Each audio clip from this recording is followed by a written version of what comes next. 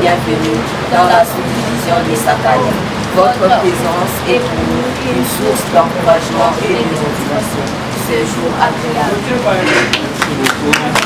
La salle polyvalente Les Aiglons Lodge a servi de cadre à une rencontre pédagogique entre les autorités de la province éducationnelle Katanga 1. Cette activité a réuni Joseph Mwinkeo, Proved, et Jean-Pierre Kokumbo, inspecteur principal provincial IPP. En mission dans la sous-division de Sakanya, les autorités provinciales avaient pour objectif de sensibiliser le chef d'établissement scolaire à plus de rigueur, au respect des normes et à lutter contre les antivaleurs dans le secteur éducatif. Dans son mot d'ouverture, Benoît Chisambu, sous-provède de la sous-division de Sakanya, a planté les décors de la cérémonie en dressant un tableau général de l'état de l'enseignement dans sa juridiction. Nous avons 3 axes.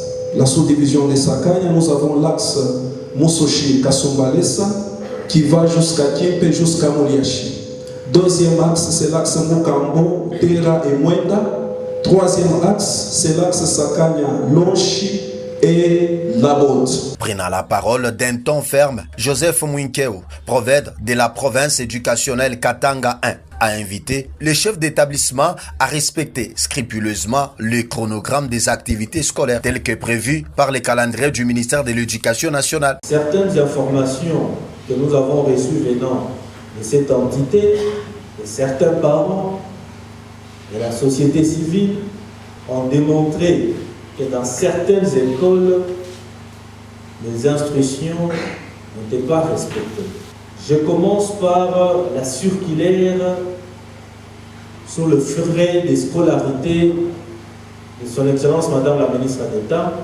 Cette circulaire nous oblige la fixation des frais de scolarité en francs congolais.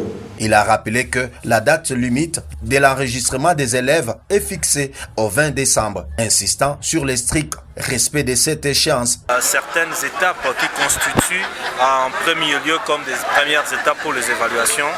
Donc il s'agit ici de l'opération d'enrôlement. C'était pour nous aussi l'occasion d'évaluer l'évolution de cet enrôlement dans les entités et aussi de communiquer la date limite prévue pour la fin de cette étape-là.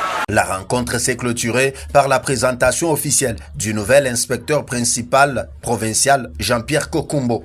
Pour sa part, l'IPP Jean-Pierre Kokumbo a rappelé les rôles centraux du chef d'établissement qu'il a considéré comme le premier inspecteur de son école, chargé de l'encadrement pédagogique et tenu de disposer d'un plan quinquennal de développement. Maintenant que le chef d'établissement, comme nous l'avons défini, homme-orchestre, c'est le plus intelligent, le pédagogue par excellence, l'enseignant par excellence, l'inspecteur par excellence. Et s'il est excellent, notre gouvernement tient à ce que notre système soit excellent, le premier de l'Afrique.